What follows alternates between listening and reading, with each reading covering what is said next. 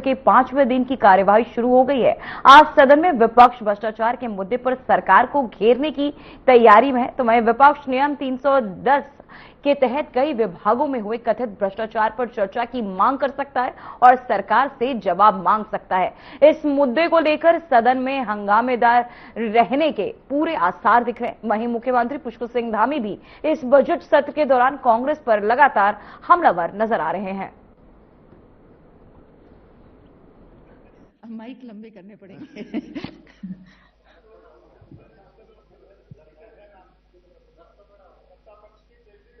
अरे वो तिवारी जी पीछे क्या कहते थे, यूं तो यहाँ आने वाला हर कोई शख्स मेरे से बड़ा है, लेकिन मेरा कद भी कुछ कम नहीं। ये कहते थे, याद है कि नहीं?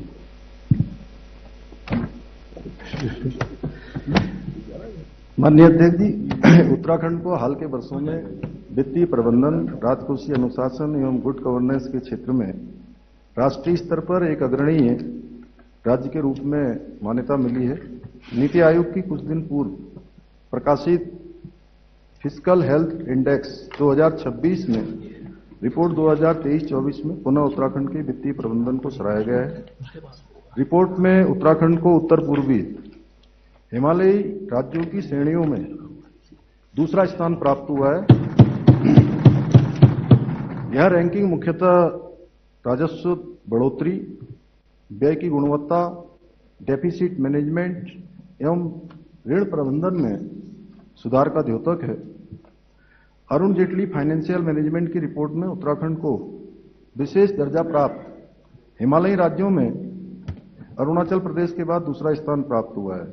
महालेखाकार से प्राप्त रिपोर्ट के अनुसार भी हमने FRBM physical responsibility and budget management act में निर्दिष्ट मानकों का पालन किया है। रेवेन्यू सरप्लस के स्टेटस को मेंटेन रखा है तथा हमारा फिजिकल डेफिसिट GSDP की निर्धारित सीमा के अंतर्गत है। सूचना दी। धन्यवाद। मत संख्या 8। कार्य मंत्रणा समिति ने अपने दिनांक 12 मार्च 2026 की बैठक में दिनांक 13 मार्च 2026 के उपवेशन का कार्यक्रम निम्नलिखित रूप में रखे जाने की सिफारिश की है। 13 मार्च 2026 शुक्रवार। 1. वित्तीय वर्ष 2026-2027 के आय व्यय पर सामान्य चर्चा। 2. निम्नलिखित अनुदान मांगों का प्रस्तुतिकरण, चर्चा एवं मतदान। 1. अनुदान संख्या 1 विधानसभा। 2. अनुदान संख्या 3 मंत्रिपरिषद। 3. अनुदान संख्या 4 न्याय प्रशासन। 4. अनुदान संख्या 5 निर्वाचन। 5. अनुदान संख्या 6 राजस्व एवं सामान्य प्रशासन। 6. अनुदान संख्या 7 वित्त, कर, नियोजन, सचिवालय तथा अन्य सेवाओं। 7. अनुदान संख्या 8 आबकारी। 8. अनुदान संख्या 9 लोक सेवा आयोग। 9. अनुदान संख्या 10 पुलिस एवं जेल। 10. अनुदान संख्या 11 शिक्षा, खेल एवं युवा कल्याण तथा संस्कृति।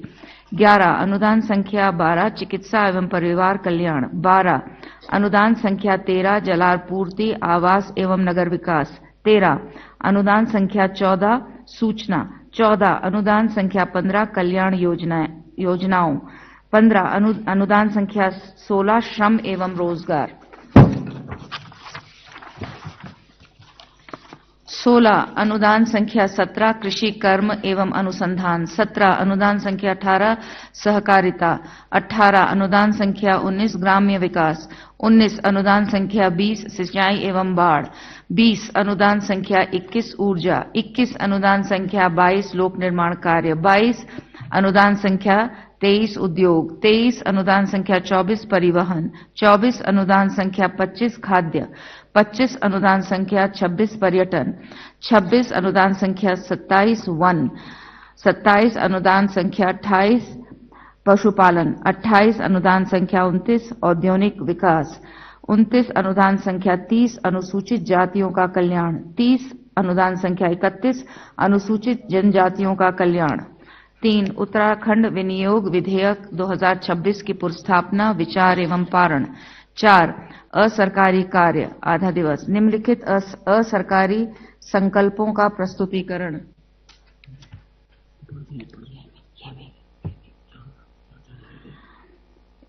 श्री विक्रम सिंह नेगी, इस सदन का सुनिश्चित मत है कि राष्ट्रीय मार्ग में के लच्छीवाला टोल प्लाजा को नेपाली फार्म अथवा उपयुक्त अन्य स्थान पर शिफ्ट कर दिया जाए ताकि जनपद पौड़ी, टिहरी, चमोली, रुद्रप्रयाग एवं उत्तरकाशी पर्वतीय क्षेत्रों से ऋषिकेश से देहरादून आने वाले वाहनों से अनावश्यक और अनौचित्यपूर्ण टोल की वसूली पर अंकुश लगाने हेतु उक्त प्रस्ताव केंद्र सरकार को भेज दिया जाए। 2. श्री मनोज तिवारी, इस सदन का सुनिश्चित मत है कि अल्मोड़ा नगर के प्रतिष्ठित डॉक्टर एवं समाज सेवी डॉक्टर गजेंद्र थापा जी की स्मृति में मेडिकल कॉलेज अल्मोड़ा के किसी एक भवन का नाम उनके नाम पर रखा जाए। 3. श्री भुवन चंद्र कापड़ी, इस सदन का सुनिश्चित मत है कि तो वहीं उत्तराखंड विधानसभा के बजट सत्र के 5वें दिन की कार्यवाही शुरू हो गई है, जहां आज सदन में विपक्ष भ्रष्टाचार के मुद्दे पर सरकार को घेरने की तैयारी में विपक्ष नियम 310 के तहत कई विभागों में हुए कथित भ्रष्टाचार पर चर्चा की मांग कर सकता है और सरकार से जवाब भी मांग सकता है। इस मुद्दे को लेकर सदन में हंगामेदार रहने के पूरे आसार है। वहीं मुख्यमंत्री पुष्कर सिंह धामी भी इस बजट सत्र के दौरान कांग्रेस पर लगातार हमलावर नजर आए। तो वहीं आपको बताते चले बजट सत्र ऐसा नहीं है। संक्षेप वाली बात कहना चाहिए। माननीय अध्यक्ष जी संक्षिप्त में बोलेंगे। आपका माननीय अध्यक्ष जी प्लीज। आपका माननीय अध्यक्ष जी माननीय अध्यक्ष जी प्लीज। माननीय अध्यक्ष जी प्लीज। आपका संरक्षण प्लीज माननीय अध्यक्ष जी आपकी सारी चीजें माननीय अध्यक्ष जी 2 मिनट माननीय अध्यक्ष जी नहीं है। माननीय सदस्य प्लीज माननीय अध्यक्ष जी मैडम माननीय सदस्य विक्रम सिंह नेगी जी। माननीय अध्यक्ष जी आपका माननीय अध्यक्ष संरक्षण जी चाहिए। प्लीज। संक्षिप्त में माननीय अध्यक्ष जी 2 मिनट माननीय अध्यक्ष जी लगता है सरकार डर रही है आपदा से। माननीय अध्यक्ष जी माननीय अध्यक्ष जी 5 मिनट माननीय 5 मिनट माननीय 5 मिनट माननीय अध्यक्ष जी बोलेंगे माननीय अध्यक्ष जी। अगर माननीय अध्यक्ष जी माननीय अध्यक्ष जी अगर उत्तराखंड राज्य में आपदाग्रस्त राज्य में अगर आपदा की बात नहीं सुनी जाएगी। बहुत ज्यादा समय ठीक है। चलिए माननीय अध्यक्ष जी माननीय सदस्य विक्रम माननीय अध्यक्ष जी प्लीज मैडम कृपया हमारे निवेदन को स्वीकार कर लीजिए। नहीं मैं करती हूँ। माननीय अध्यक्ष जी बहुत सारा आपने देखा है कितना मैंने भी पढ़ा है। 5 मिनट माननीय अध्यक्ष जी। माननीय अध्यक्ष जी मुख्यमंत्री जी कह रहे थे कि सोमवार तक चले। 310 अभी क्योंकि आपकी होनी है। ये सरकार जो है आपदा से भाग रही है। नहीं माननीय अध्यक्ष जी क्योंकि इस आपदा में महत्वपूर्ण है सरकार के घोटाले उजागर होंगे इससे। माननीय अध्यक्ष जी माननीय अध्यक्ष जी किसानों से जुड़ा हुआ है। माननीय अध्यक्ष जी लोगों के प्राणों से जुड़ा हुआ है। माननीय अध्यक्ष जी तटबंध है। प्लीज माननीय अध्यक्ष जी सुनी जा रही है तो माननीय अध्यक्ष जी माननीय अध्यक्ष जी माननीय अध्यक्ष जी प्लीज सीधे तौर पर मैं ये कहना चाहता हूँ माननीय अध्यक्ष जी ये उत्तराखंड सरकार बहुत कम समय में माननीय अध्यक्ष जी जवाब दे मुझे आपदा में नहीं बोलने दिया जा रहा है क्योंकि जिला अधिकारी आपदा में मुख्यमंत्री का जो है दिशा निर्देशन पे एक ही ग्राम सभा में 717 योजनाएं देते हैं और जहां पर आपदा के पैसे की जरूरत है वहां पे आपदा का पैसा नहीं दिया जाता है। माननीय अध्यक्ष जी तो वहीं उत्तराखंड विधानसभा के बजट सत्र में गैस सिलेंडरों की कालाबाजारी को लेकर कांग्रेस विधायकों ने जोरदार विरोध प्रदर्शन किया। विपक्ष का आरोप है कि कई जगहों पर उपभोक्ता तय कीमत से ज्यादा दर पर सिलेंडर खरीदने के लिए मजबूर है। वहीं मुख्यमंत्री पुष्कर सिंह धामी ने इन आरोपों को खारिज करते हुए कहा कि प्रदेश में गैस की कोई कमी नहीं है। उन्होंने बताया कि अधिकारियों को आवश्यक निर्देश दिए गए और राज्य में सिलेंडरों का पर्याप्त स्टॉक उपलब्ध है।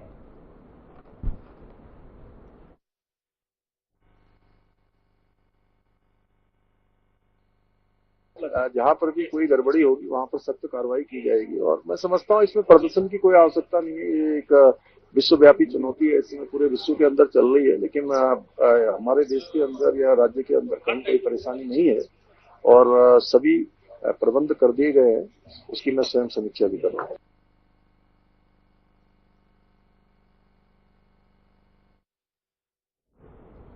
तो वहीं देहरादून से बड़ी खबर सामने आ रही है, जहां 14 मार्च को राष्ट्रीय लोक अदालत का आयोजन करीब 2000 मामले हुए पंजीकृत लंबित मामलों का होगा निस्तारण। जहां सुलह समझौते से विवाद भी होंगे।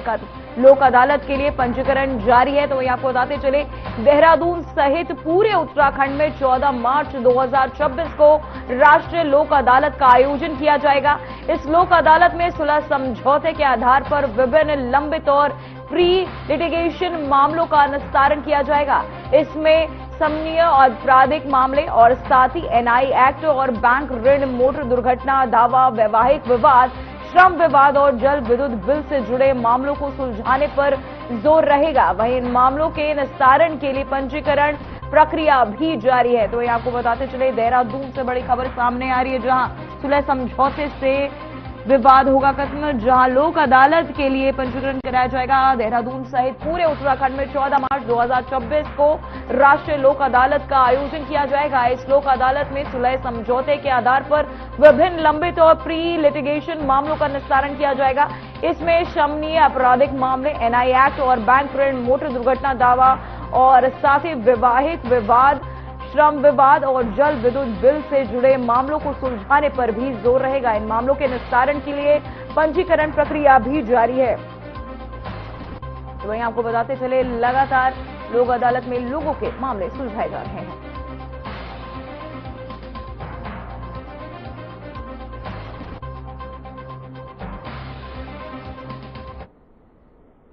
तो वहीं गैरसैंण में स्वास्थ्य सुविधाओं की कमी का मुद्दा एक बार फिर सामने आया। हाल ही में स्थानीय महिलाओं ने क्षेत्र में उप जिला अस्पताल न होने को लेकर आवाज उठाई थी। इन पर स्वास्थ्य मंत्री धन सिंह रावत ने कहा कि गैरसैंण में उप जिला अस्पताल बनाने की प्रक्रिया शुरू कर दी गई है। उन्होंने बताया कि यहां 30 डॉक्टरों की तैनाती की जाएगी और एक क्रिटिकल केयर सेंटर भी स्थापित किया जाएगा, जिससे क्षेत्र के लोगों को बेहतर स्वास्थ्य सुविधाएं मिल सकेंगी। साथ ही उन्होंने क्या कुछ कहा, सुनिए जरा। जिस तरह से आज गैरसैंण की बात करें तो भले ही गैरसैंण में स्थायी राजधानी की बात चल रही हो, लेकिन यहाँ के जो लोग हैं उनका मानना है कि हॉस्पिटल हो, अल्ट्रासाउंड मशीन हो, डॉक्टर हो। ये बहुत अच्छा प्रश्न आपने किया। देखिए भाई, गैरसैंण में अब हमने उप जिला चिकित्सालय बना दिया है। यहाँ पे अल्ट्रासाउंड की व्यवस्था भी हो गई है। अब जब उप जिला चिकित्सालय बन गया है, अब यहाँ पे पदों का सर्जन भी होगा, यहाँ पे अब आईसीयू भी बनेगा, यहाँ पे अल्ट्रासाउंड की भी पूरी व्यवस्था रहेगी, यहाँ पे जो है ब्लड बैंक भी रहेगा और यहाँ पे 30 डॉक्टरों की नियुक्ति होगी। तो हम चाहते हैं कि यहाँ पे स्वास्थ्य सेवाएं और अच्छी हो।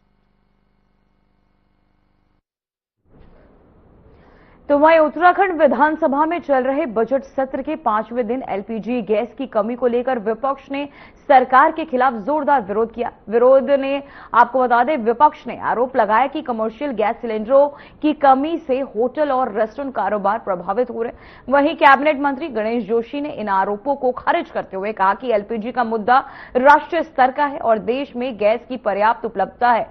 तो वहीं नेता प्रतिपक्ष यशपाल आर्य ने भी बयान दिया है।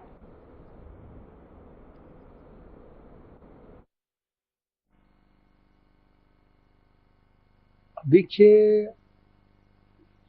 एक राष्ट्रीय विषय है वास्तव में, क्योंकि युद्ध के कारण गैस सप्लाई अवरुद्ध हुई है और ये जग विदित है। कोई इसका असर भारत में नहीं पड़ा, लेकिन उसके बावजूद भी मैं कल केंद्रीय मंत्री जी का बयान देख रहा था कि हमारे पास गैस व तेल पर्याप्त है, और जबकि अन्य देशों में आप देखेंगे कि तेल के दाम भी बढ़े हैं, लेकिन हमारे भारत सरकार ने तेल के दाम यथावत रखी, क्योंकि विपक्ष के पास कोई मुद्दा नहीं है।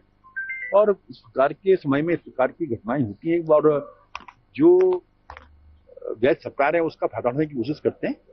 सरकार ने सख्ती से निश्चित कर दिया है कि कहीं किसी प्रकार की शिकायत न मिले तो लोगों को गैस उपलब्ध हो। सरकार ने इसको सुनिश्चित आज राजधानी से लेकर पूरे प्रदेश में रसोई गैस की समस्या से हमारे पूरा समाज प्रभावित है, जूझ रहा है, लेकिन रसोई गैस उपलब्ध नहीं हो पा रही है और व्यावसायिक गैस सिलेंडर पर सरकार ने रोक लगा दी है। पर्यटन प्रभावित हुआ है, होटल, ढाबे और जो व्यवसायिक प्रतिष्ठान है और जो छात्रावास हैं, जहाँ पर पेइंग गेस्ट के तौर पर हमारे बाहर के जो छात्र छात्राएं यहाँ पर शिक्षा प्राप्त करने के लिए आ रही हैं, पूरा प्रभावित है आज।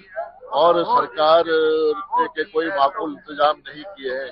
सरकार झूठ का सहारा लेकर बचना चाहती है, लेकिन यकीनन आज पूरे प्रदेश में हाहाकार मचा हुआ है। जनता त्राहिमाम कर रही है और बहुत ज्यादा विकट स्थिति है। तो हम चाहते हैं कि सरकार को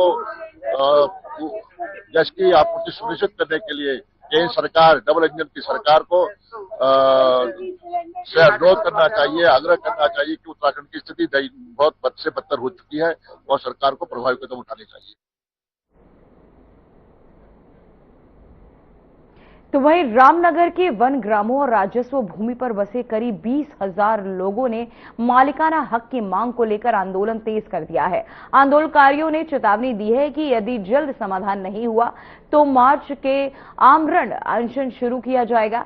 वहीं आंदोलन का नेतृत्व पूर्व ब्लॉक प्रमुख संजय नेगी कर रहे हैं, जिन्होंने जनप्रतिनिधियों पर वादा खिलाफी का आरोप भी लगाया। वहीं पूर्व मुख्यमंत्री हरीश रावत ने भी इस आंदोलन का समर्थन करते हुए सरकार की नीतियों पर सवाल उठाए हैं।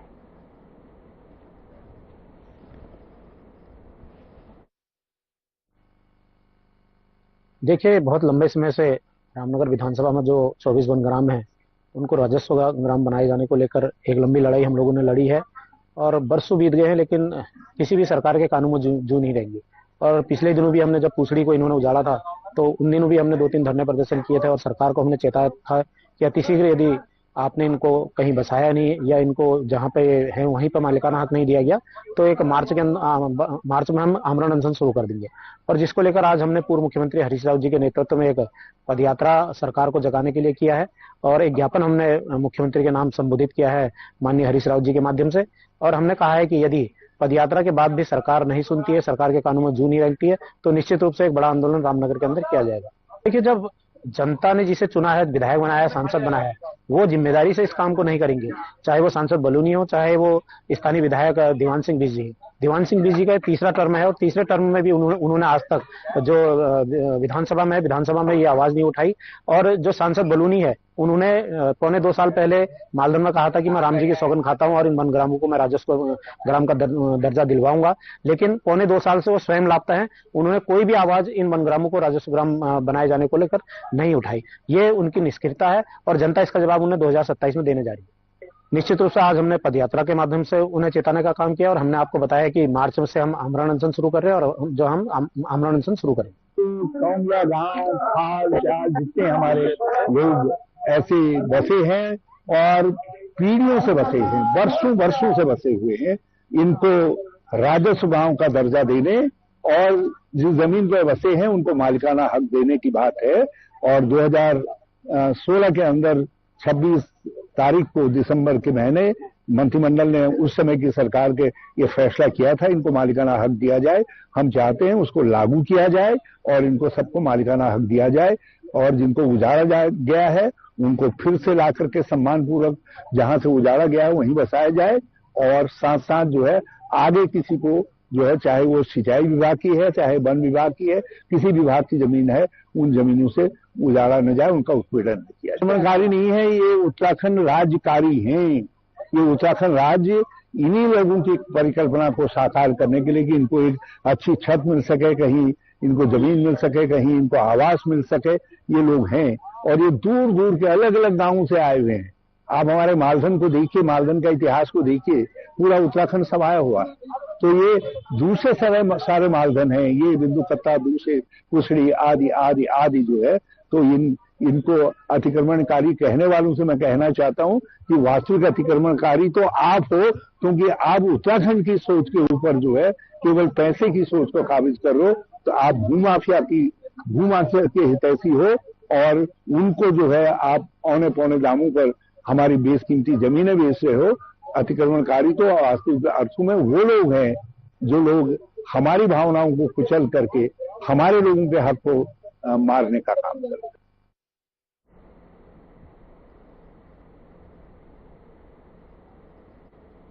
तो वहीं एक और बड़ी खबर देहरादून से सामने आ रही है, जो अवैध भंडारण पर 74 सिलेंडर जब्त। पुलिस ने 58 जगहों पर की छापेमारी। पुलिस ने अलग अलग 4 FIR दर्ज की। वहीं अवैध के खिलाफ ये अभियान जो आते चले, देहरादून में LPG गैस की कालाबाजारी के खिलाफ प्रशासन ने सख्त कार्रवाई शुरू कर दी। प्रदेश भर में चलाए गए अभियान के तहत अब तक 280 स्थानों पर निरीक्षण किए गए, 58 जगहों पर छापेमारी की गई। वहीं कार्यवाही के दौरान अवैध भंडारण और घरेलू गैस सिलेंडरों के दुरुपयोग के मामले में 74 सिलेंडर जब्त किए गए। प्रशासन ने साफ किया कि गैस की कालाबाजारी और अवैध इस्तेमाल के खिलाफ अभियान आगे भी जारी रहेगा और दोषियों पर कड़ी कार्यवाही की जाएगी। तो ये आपको बताते चले, कालाबाजारी को लेकर सरकार का ये सख्त एक्शन देखने को मिल रहा है, जहां कार्यवाही के दौरान अवैध सिलेंडर जब्त किए गए।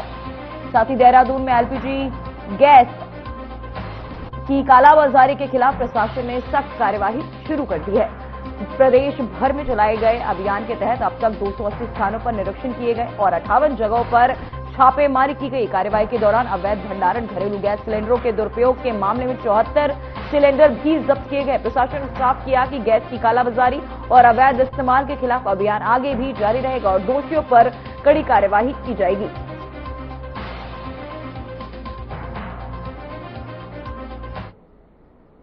तो वहीं देश के साथ साथ उत्तराखंड में भी एलपीजी गैस सिलेंडर को लेकर परेशानी बढ़ती दिखाई दे रही है। राजधानी देहरादून समेत कई जिलों में लोग सिलेंडर की उपलब्धता और बढ़ती कीमतों से परेशान हैं। इसी मुद्दे को लेकर विधानसभा बजट सत्र के दौरान कांग्रेस विधायकों ने जोरदार विरोध किया। कार्यवाही शुरू होने से पहले कांग्रेस विधायक सीढ़ियों पर बैठकर नारेबाजी करते नजर आए।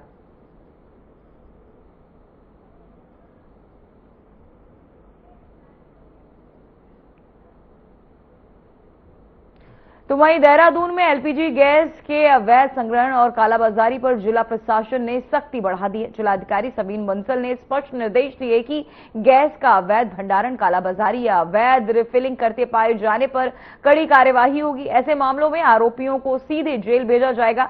इसके साथ ही गैस वितरण से जुड़ी शिकायतों के समाधान के लिए कंट्रोल रूम भी स्थापित किया गया है, जहां आम लोग आसानी से अपनी शिकायत दर्ज करा सकेंगे।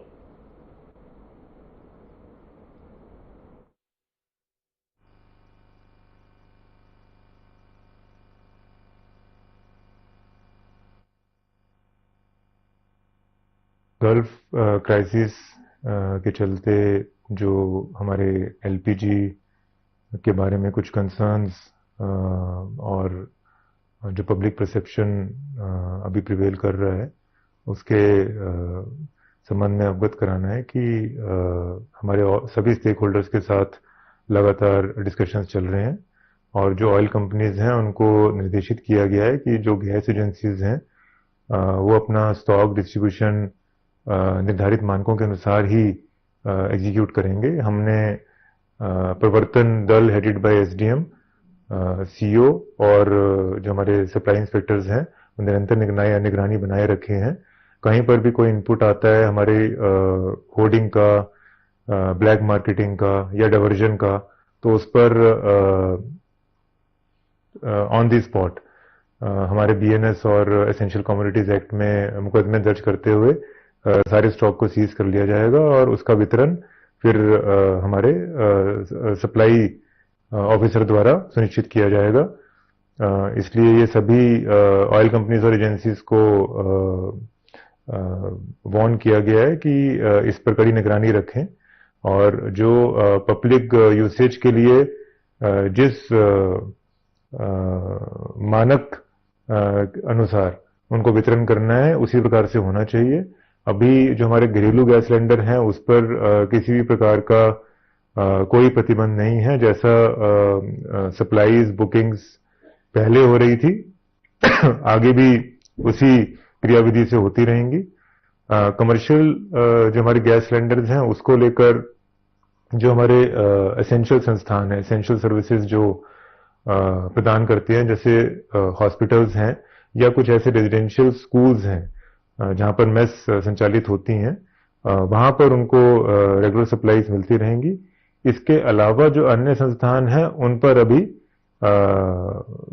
अंटिल फर्दर ऑर्डर्स प्रतिबंध रहेंगे जब तक हमारी सिचुएशन नॉर्मलाइज नहीं होती है। इसलिए उन संस्थानों से निवेदन है कि वो ऑल्टरनेट फ्यूल्स या जो हमारी फ्यूल सेविंग मेथोडोलॉजीज हैं उनको अडॉप्ट करके अपना संचालन करें और आम जन से ये अपील है कि किसी भी प्रकार से पैनिक ना करें। हमारा जो कंट्रोल रूम है उसके नंबर्स फ्लैश कर दिए गए हैं। आपको कहीं से भी कोई भी समस्या या कोई आशंका है, कोई अप्रीहेंशन है तो कंट्रोल रूम में अपनी बात को रख सकते हैं। उसकी पूरी inquiry within no time करवाते हुए आपको रिवर्ट किया जाएगा। और हमारे कंट्रोल रूम में सुबह 1 घंटे की ब्रीफिंग रहेगी, जिसमें हमारे एडीएम, डिस्ट्रिक्ट सप्लाई ऑफिसर और तीनों हमारी agencies IOC, BPCL and HPCL के प्रतिनिधि, चाहे हमारी मीडिया रिपोर्ट्स हैं या हमारी पब्लिक कंप्लेंट। फिलहाल उत्तराखंड की खबरों में इतना ही। बने रहिए आरएन टीवी नेशनल के साथ।